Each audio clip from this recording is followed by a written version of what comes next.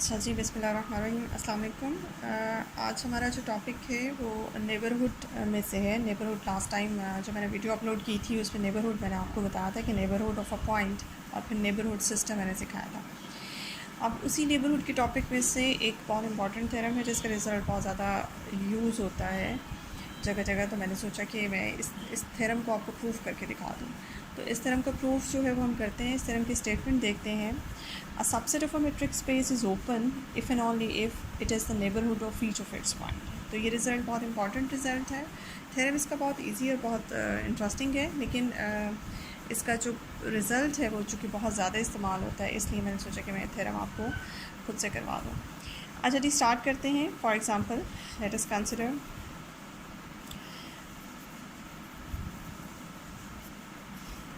a subset A of X where xt is a metric space. A आपने कोई subset ले लिया and let A is open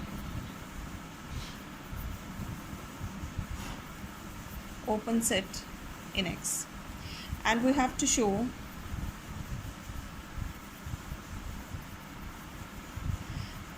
that A is neighborhood of each of its point.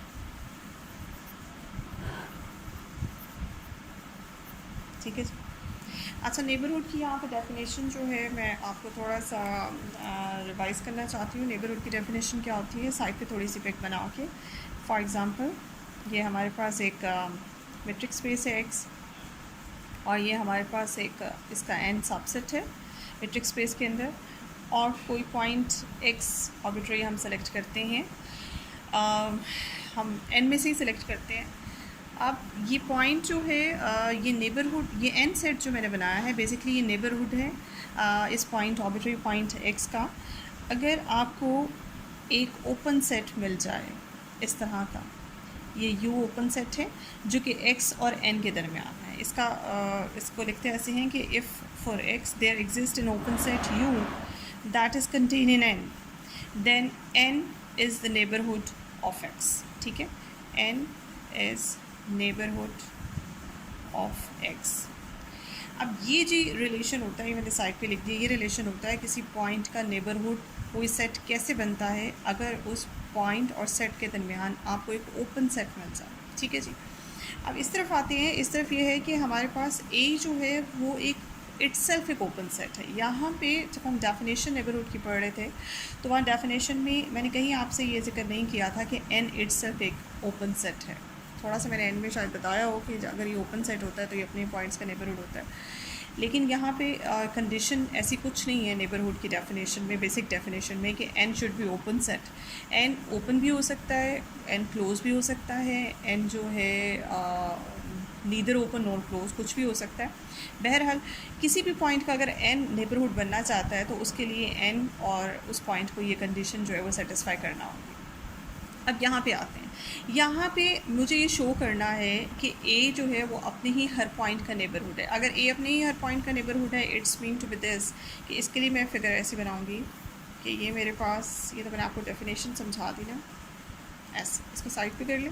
ये आपके पास x है और उसके अंदर से आपने ए उठाया। अब ए को शो करना है कि अपने ही ऑल पॉइंट्स का नेबरहुड है। इसके लिए मैं क्या करूँगी, मैं इसके सारे पॉइंट्स तो नहीं लूँगी, मैं इसका एक आर्बिट्रेरी पॉइंट सेलेक्ट कर लूँगी, फॉर एग्जांपल एक्स, और मैं यहाँ शो करूँगी कि ये ए सेट जो है अपने इस पॉइंट का नेबरहुड है।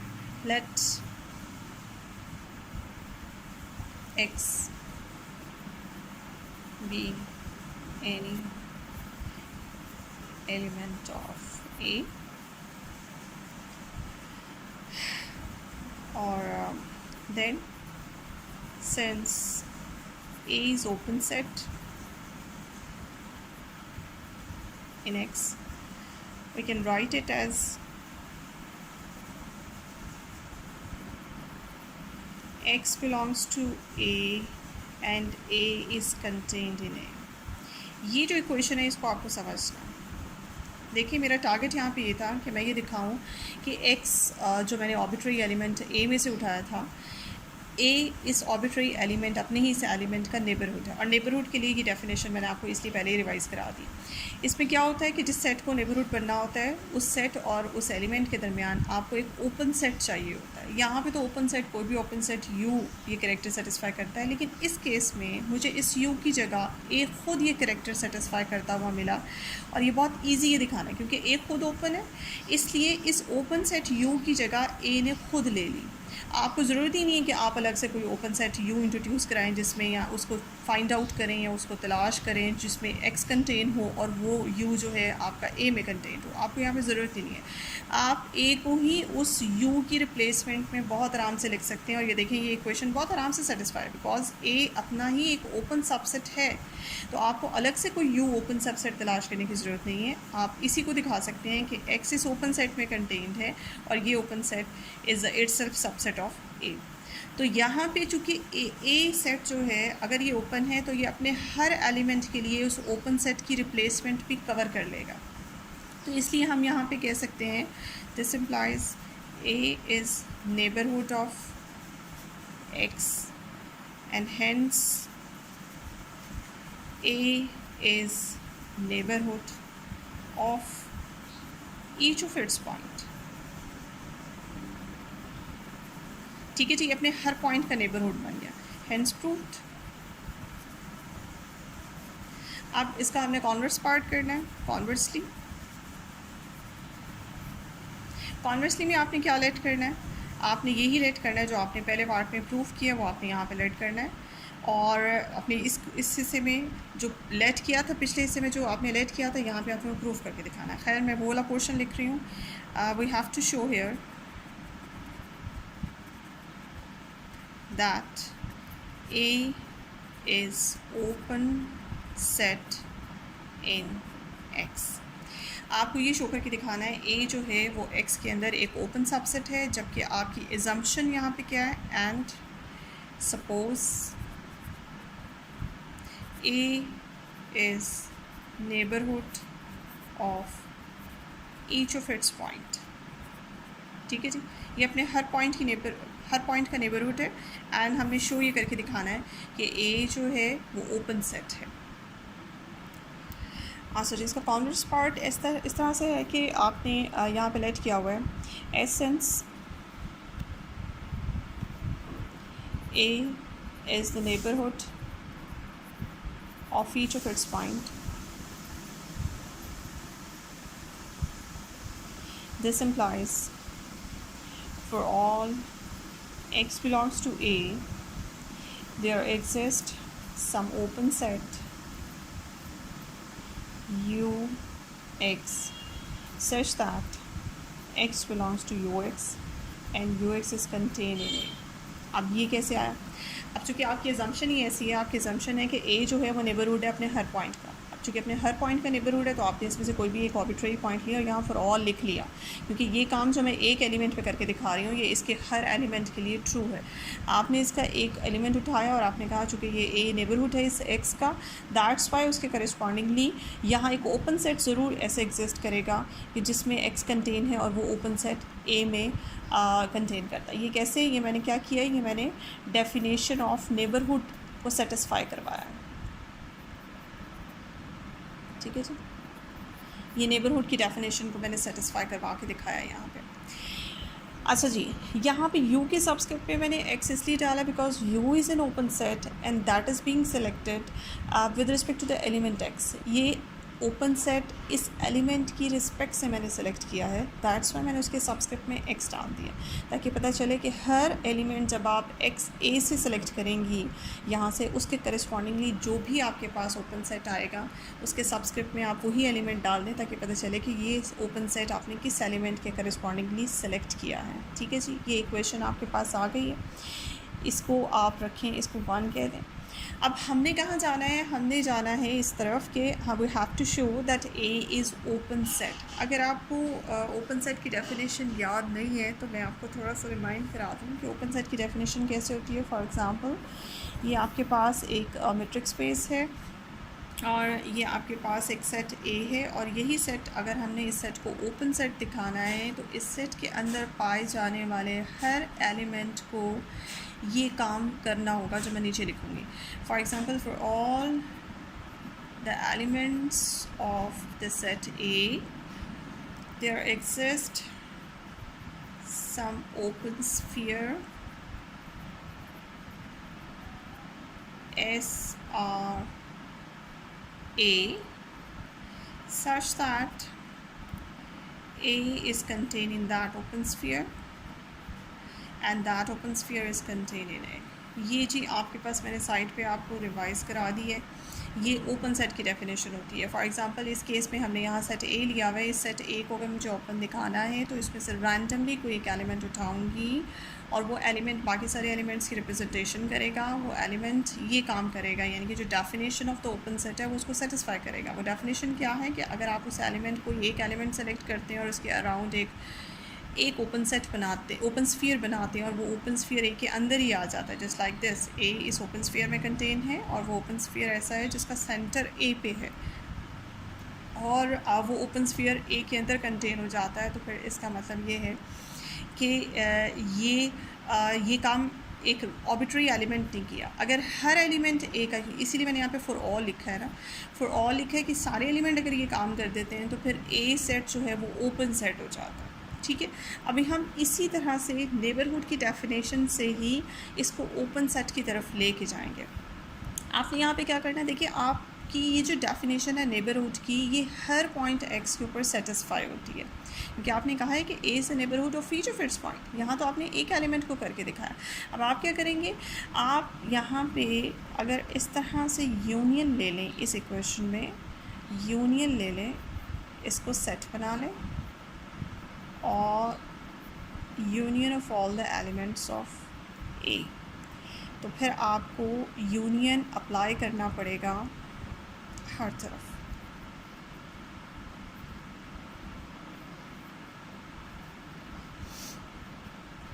यहाँ यूनियन अप्लाई करने का कोई फ़ायदा नहीं होगा, बिकॉज़ अगर मैं फॉर एग्ज़ाम्पल यहाँ यूनियन अप्लाई कर भी देती हूँ इस तरह से,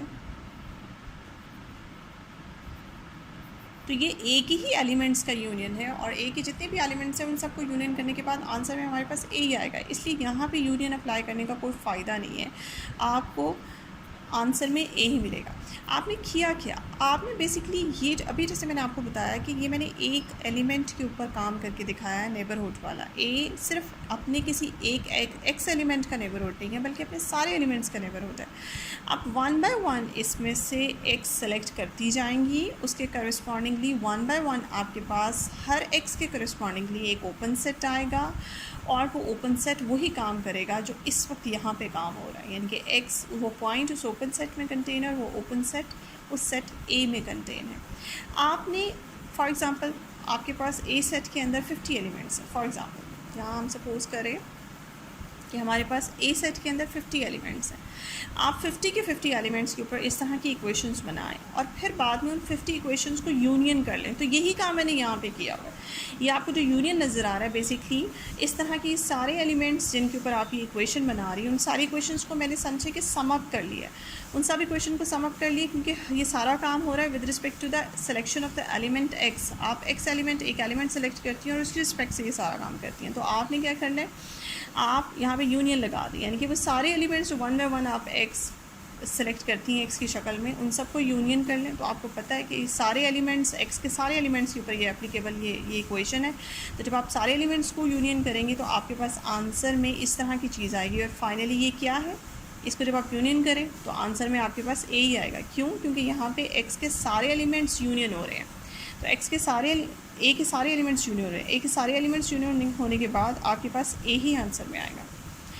A is a subset of union of ux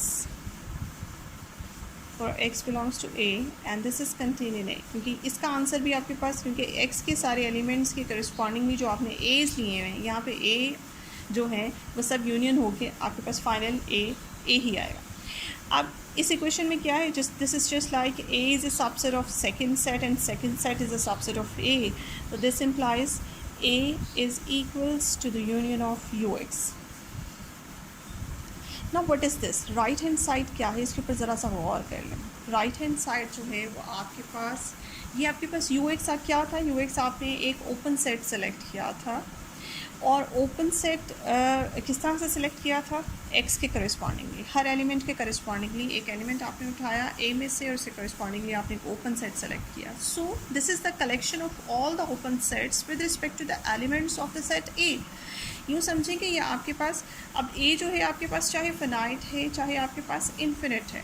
अब मुझे तो नहीं पता कि ए के अंदर फ़नाइट, इस वक्त उसने डिस्कस तो नहीं किया हुआ क्वेश्चन की स्टेटमेंट में कि ए सेट जो है वो फ़नाइट है या इन्फिनिट है। खैर आपके पास ए सेट फ़नाइट हो या इन्फिनिट हो, आपके पास जो यहाँ पे यूनियन आ रहा है वो यूनियन जो है वो आर्बिट्रेरी यूनियन है। सो यूनियन ऑफ ओपन सेट, पीछे एक थ्योरम है आपके ओपन सेट के चैप्टर में, अगर आप उसको जाके एक दफ़ा दोबारा देख लें, शायद मैंने अभी तक उसके ऊपर वीडियो नहीं बना के भेजी है, लेकिन ये है कि ये एक रिज़ल्ट है कि यूनियन, इसका मैं स्टेटमेंट लिख देती हूँ, since union of any number of